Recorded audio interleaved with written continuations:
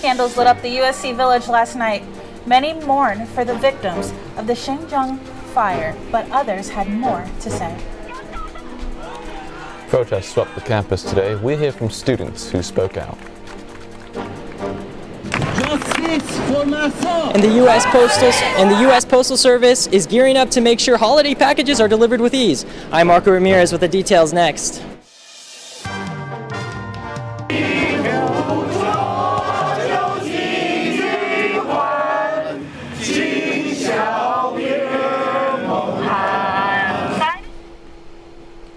A vigil to mourn people killed in an apartment fire turned into a protest against the Chinese government.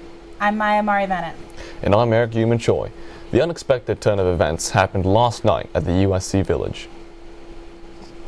More than 50 people responded to this post on social media. Organizers asked attendees to bring candles, flowers, and signs. It was to mourn the deaths of 10 people killed in an apartment fire in the Chinese city of Urumqi. Many protesters blame the Chinese government's strict COVID policies for the victims' deaths. They want the president and his ruling party to step down. One of the protesters says it's her duty to speak out. We are Chinese citizens. We are Chinese people demanding for our freedom, for our voice, and for our people to be treated like people. Experts say that public displays of grief, like last night's vigil, often have political motivations. Some people will use certain opportunities to go to a larger message and to try to reach people who may have gathered for other reasons. They want to reach those people with other messages. This recent wave of protests in China is the largest since the 1989 Tiananmen Square demonstrations. Jurors found all 5 Oathkeepers guilty in the insurrection on the Capitol. Their conviction is being considered the most consequential January 6th case yet to have gone to trial. Our political anchor Gabriella Fair has the latest. Thank you, Eric. Founders Stuart Reid and Kylee, a member of the extremist organization Oathkeepers, were found guilty Tuesday of seditious conspiracy by a federal jury. NBC News expert Rick Hasen considered it to be a government victory and holding election deniers accountable. Was most significant about the recent convictions in the Oathkeepers case is that some of the defendants were convicted of seditious conspiracy. That's just a fancy way of saying they were trying to overthrow the government. And so having a jury hear the evidence, hear a full defense, hear both sides, and determine that what happened on January 6th was actually an attempt to overthrow the government, I think that is very significant. Rhodes and the 4 other defendants were found guilty of obstructing an official proceeding as well as a mix of other charges. Ken Hughes, a Watergate historian, says election denialism has proved to be a losing strategy for Republicans. Trump would have more experience and more latitude to restaff the federal government to replace them with political loyalists. That is something that we have seen happen in other countries of the world that become hollowed out democracies. We don't know what he will try to do or what he will get away with, but it would be much harder for him to seize power from a position of not being in office. Prosecutors accuse the 5 of plotting to prevent the peaceful transfer of power to President Joe Biden. I'm Daryl Fair, and this is your Political Pulse. A historic day on Capitol Hill. Democrats have chosen Representative Hakeem Jeffries as their new leader in the House of Representatives. Jeffries will become the first African American to lead a party in either chamber of Congress. The 52-year-old has served in Congress since 2013, representing parts of New York City. He's currently the chairman of the House Democratic Caucus and previously served as a party whip for the Congressional Black Caucus. I think this move is enormously consequential. I think certainly for the Black community in the United States, it says a lot for people of our period to have this type of representation at the highest level of our government. Jeffries ran unopposed for the leadership position and will replace Speaker Nancy Pelosi as the leader of the House Democrats. Protests and demonstrations continue over the death of 22-year-old Iranian woman Mahsa Amini. Students and community members marched on USC's campus today to show their support for the people of Iran. Protesters carrying an Iranian flag and Free Iran signs walked through the main campus. They could be heard chanting the names of Mahsa and other women who have suffered at the hands of the Iranian government, while also repeating "Woman, Life, Freedom." They're just asking simply for very basic human rights. And it's our duty as citizens, not only of that country and that nationality, but as a citizen of humanity, to be their voice and fight for them. These are some of the biggest demonstrations in Iran since the 1979 revolution that brought the current regime to power. The United States Postal Service is opening its doors for a behind-the-scenes look at what happens during the holiday mail crush. Reporter Marco Ramirez is live at the Postal Processing and Distribution Center with more on some big changes to deal with the massive volume. That's right. This $60 billion investment is actually all part of a plan to meet the high demands of customers. And USPS projects that this plan will actually save them $160 billion in losses. And today I'm here with Natasha Garvins, who is the communication specialist for USPS. And Natasha, please tell me, with Christmas and the holiday season just around the corner, what specific progress has been made here at the U.S. Postal Service to ensure customers that they get the service they need? Well, the Postal Service has accelerated the 137 processing machines throughout the nation, and 5 of which have come to this particular facility. So, and we've also hired, we're hiring currently 20,000 employees we still need. So there's a lot of effort going into ensuring that our customers get their mail timely and adequately. And how is this going to actually affect the people from now until when the plan is over in 2031? Well, the Delivering for America plan is implementing a lot of processes, one of which is going to show upgrades in our facilities and also upgrades towards mail processing of our regular mail and packages so they can get to the customers sooner. And what would you say is like a specific enhancement that has been made that has really created great change here? In this particular facility, having the 5 new machines has increased productivity and efficiency, and it also cuts down on manual sortation, which sometimes happens when machines break down or we don't have the adequate staffing, but we're totally ready, holiday ready, to deliver for this season. Well, that's great news. Thank you so much for joining us, Natasha. You're really very appreciate welcome. it. Thank you, Marco.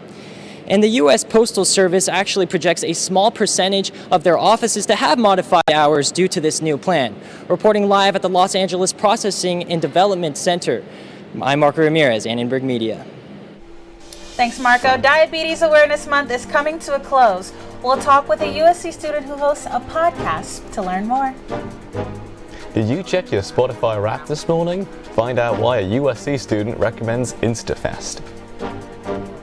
And get the tips and tricks on how certain foods can help you ace your exams.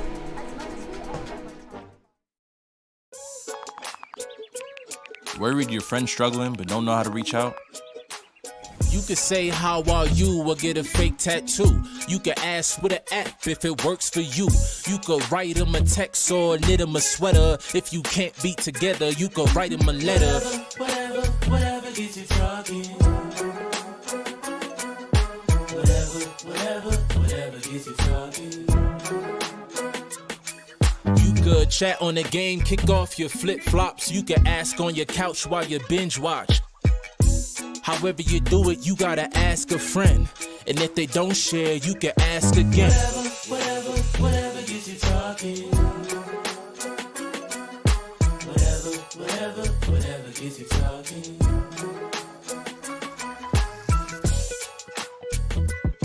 There are a lot of ways to reach out to a friend about their mental health. Learn how you can help at seizetheawkward.org.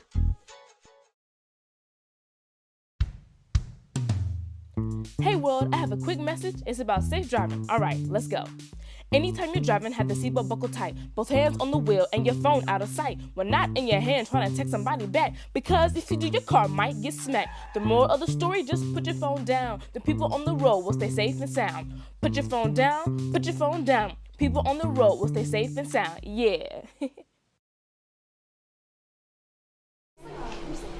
With the holidays, music listeners have become accustomed to unwrapping their Spotify Wrapped, a digest of music they listen to most during the year. Apple Music and other platforms have developed their own version, but now a USC student has created Instafest.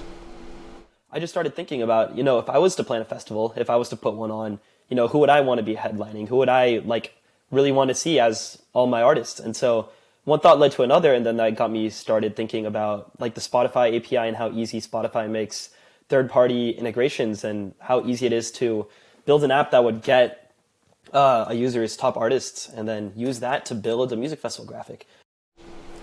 Instafest's launch last week has timed it up with Spotify Wrapped, which started this morning. Users are now sharing their Spotify Wrapped, but are also sharing their Instafest. It really is such a smart thing that Spotify and Instafest did, that they're like, here is something that's about you and has to do with something we all love, which is music, and something that we all have in common. And here it is, perfectly placed in this little square that you can share directly to Instagram. Anyone interested in Instafest can discover and share their festival lineup by heading over to instafest.app. From showing off your Instafest lineup to being a little embarrassed by your Spotify Wrapped, we learned which songs helped these students get over the hump this year. Video game music on there. I like instrumental music, but that was like why? Oh my god. I didn't want Friday Night Funkin' music to be in my top 5 artists. That's so embarrassing. But yeah. The top 5 songs section, and I had a Charlie Puth song. It's called Light Switch. You probably know it because it's annoying. And I think because it was annoying, I listened to it. And it was a really good workout jam. Apparently, I listened to it 1,000 times, so there it was. You can access Spotify Wrapped by clicking on the 2022 Year in Review banner on your Spotify homepage. And from Spotify Wrapped to this Los Angeles weather, let's see what Mariela has for us. Thank you, Maya. I absolutely love those Spotify Wraps, by the way. My record is actually a little embarrassing, but let's get straight to the weather. I am so happy to be back with you guys. I hope you guys had a blessed break, and I am super happy to be back and to give you guys the weather. So let's take a look at your current forecast right over here.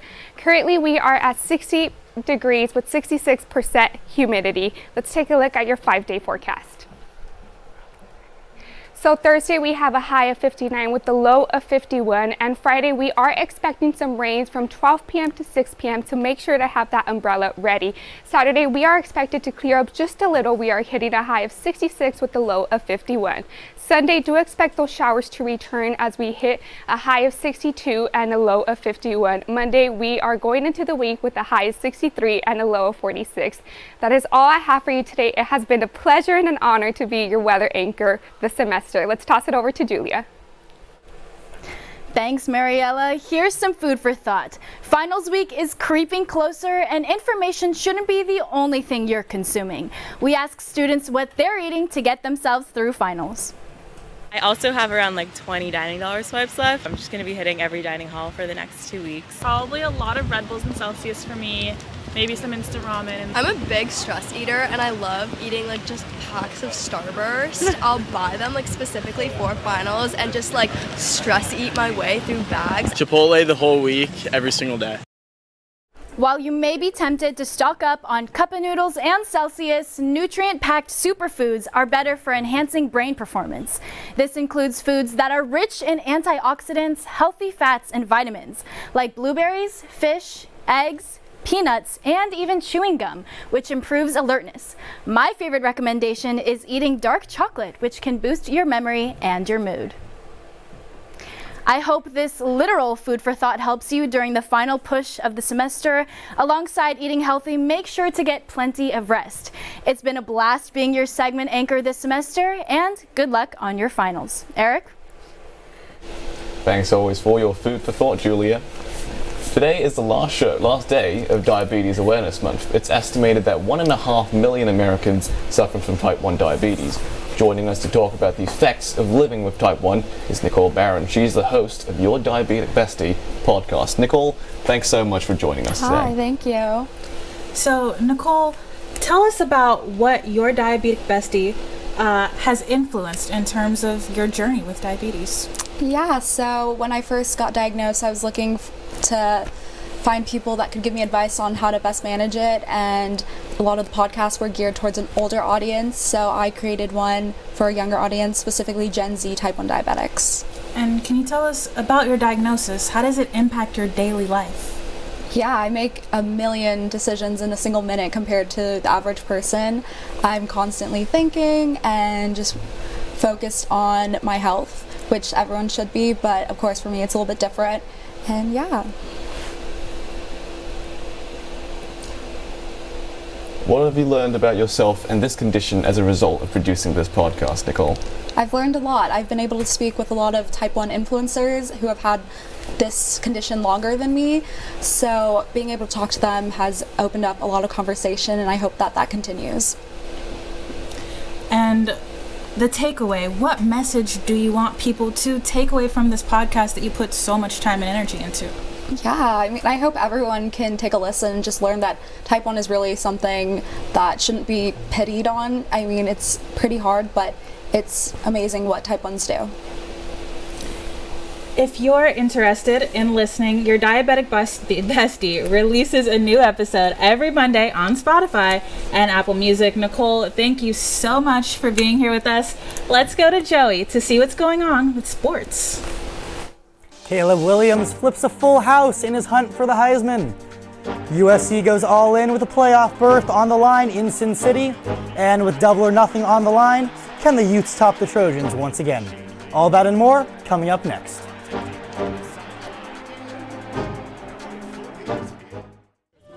Leaving hot coals improperly extinguished can cause a wildfire. Hey guys, it's Smokey! It looks as if Smokey is going to use the drown, stir, drown and feel technique.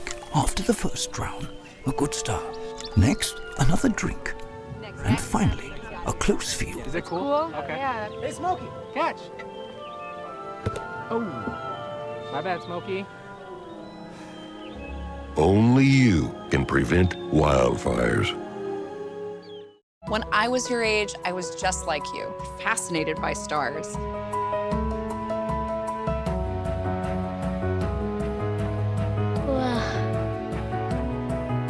But now I get to search for life in the universe.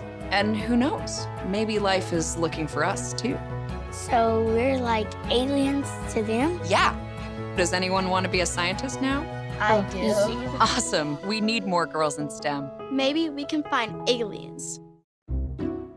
I'll never forget the day our landlord called and said, "Read your lease. No pets allowed." My owner tells him my dog ate the lease, but that didn't work. And now I'm stuck in a shelter. But this pit bull is ready for a new crib. I'm loving, loyal, and play well with others. So don't be intimidated by all my muscles, because the biggest one I have is my heart. That's right, I said it.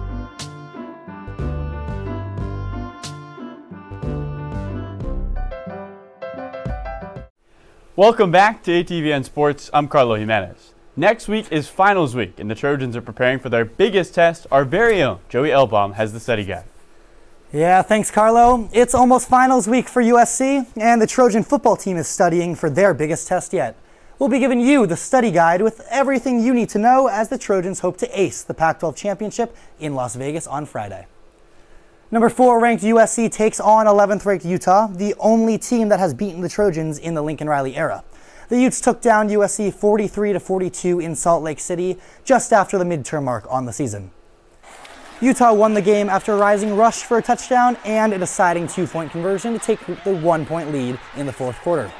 Utah quarterback Cameron Rising passed for a season-high 415 yards and also added 5 total touchdowns.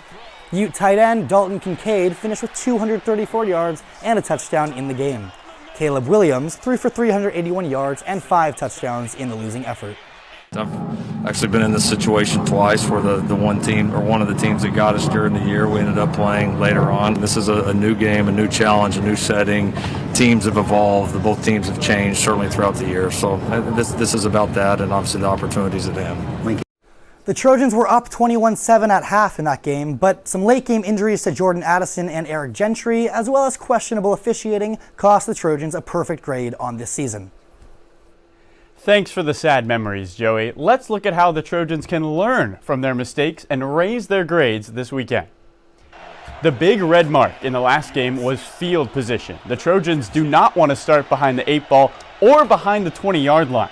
Every USC drive that began at the USC 20-yard line or farther back was a bust in the midterm. Priority number 2, keeping Caleb protected. When Superman was flying around under pressure, the Trojans struggled offensively. Utah found his kryptonite burying the quarterback in the backfield in a season-high 4 times on October 15th.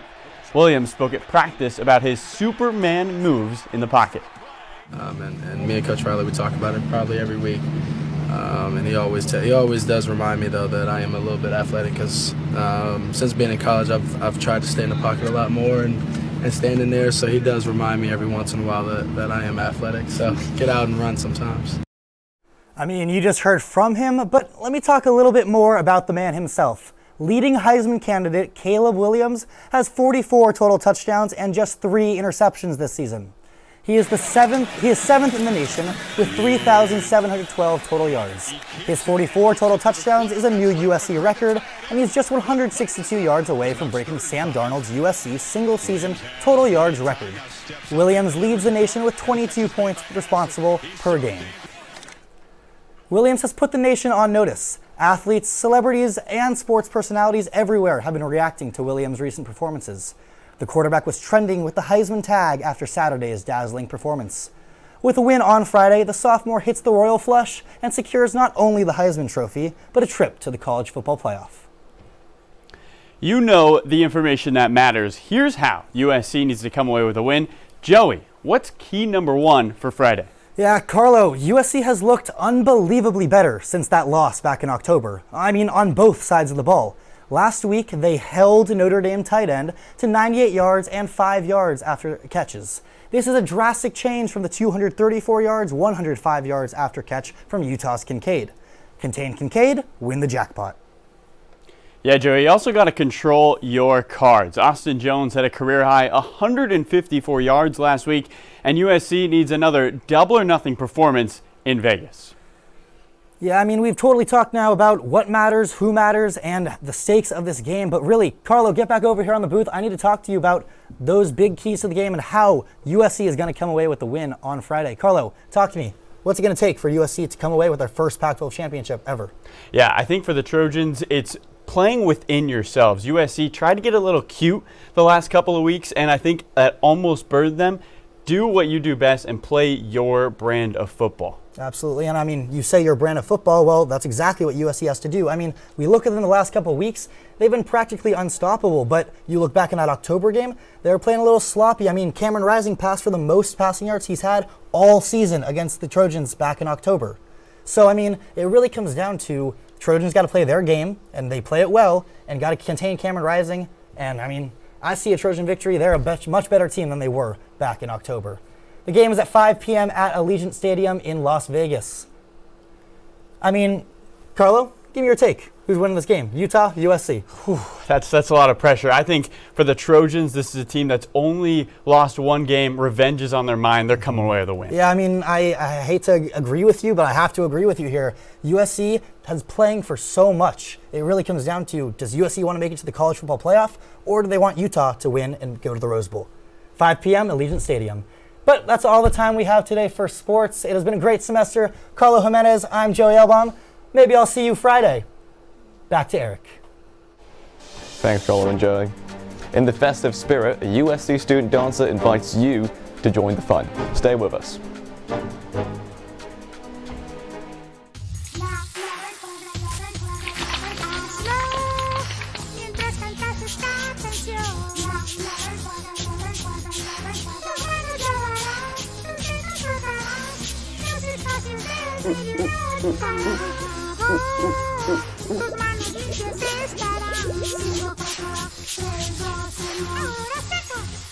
Lávate las manos por 20 segundos como Elmo.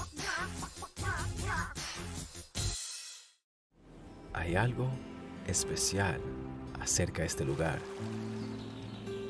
Se siente como un hogar, una sala debajo del cielo y los árboles. Rodeado de aire fresco y la naturaleza. Todo aquí para que lo disfrutemos y para que lo cuidemos. tenemos la responsabilidad de cuidar de esta tierra que llamamos casa, de preservarla para las generaciones que vienen. Cada acción pequeña contribuye para un cambio mayor y cada uno de nosotros podemos hacer la diferencia. Hay algo especial acerca de este bosque.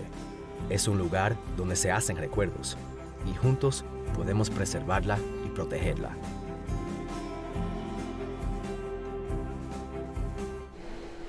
The Los Angeles Unified School District unveiled a mural celebrating community this morning at a public high school in East LA. Located at Esteban Torres High School, the mural titled "We Believe in You" features various community members. Students and farmers can be seen with books and symbols representing different academic courses. LAUSD board member Monica Garcia explained the significance of the mural. I hope that so many families and students and schools that have been a part of improving services and support for students see themselves reflected, and it honors our past, celebrates our future. The board says the mural was commissioned to celebrate the movement demanding access and equity and justice in its schools. If you're looking for something to get you into the holiday spirit, be sure to catch USC's own Cardinal Diva in the new Apple TV movie Spirited. Reporter Millie Boache shows us how she got to dance alongside stars Ryan Reynolds and USC alum Will Ferrell. Catch USC's own Ire Omitowuju tap dancing away in Apple TV Spirited this holiday season. I'm your ghost of Christmas present. We're bringing back Christmas! Like a Christmas carol? That opportunity came about thanks to her mentor, Chloe Arnold of the tap dance band Syncopated Ladies. She wanted a mentee to experience this really rare opportunity where there was three black women choreographers choreographing such a big movie, a major motion picture. The experience still comes as a shock to Omitowuju, who says she wasn't even supposed to be in the movie as a dancer in the beginning.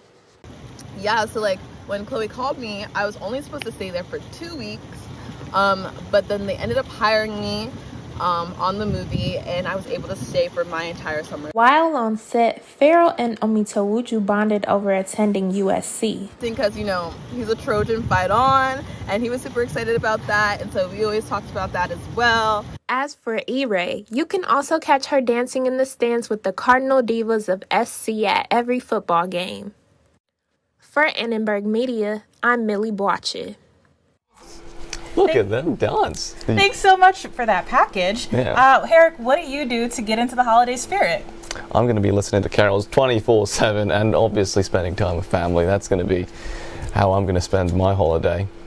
How about you, Maya? And speaking of holiday season, holiday gifts, I will say one of my favorite gifts this school year has been the opportunity to be an anchor for the ATVN Wednesday team. I'm so in awe every week of the magic that this team makes, and I'm so grateful to have gotten to co-anchor next year. Oh, you're the best co-anchor I could have asked for, Maya. And I also want to thank the producers, Gabby, Kylee, Jack, Lyme, our directors, Sydney, Scott, and Sarah, the control room, the anchors, the reporters, the MJs, the staff, Tom, Bobby, Stacey, Christina, the list goes on. But thanks so much, everyone. You really make this show work, and that's all we've got for today. Thank you to everyone Eric just listed, and thank you for watching Annenberg TV News. From everyone at Annenberg Media, I'm Maya Mari Bennett. And I'm Eric Human Choi. For more coverage, like and subscribe to our YouTube channel at youtube.com/Annenberg Media. We wish you happy holidays and a wonderful new year. Good night.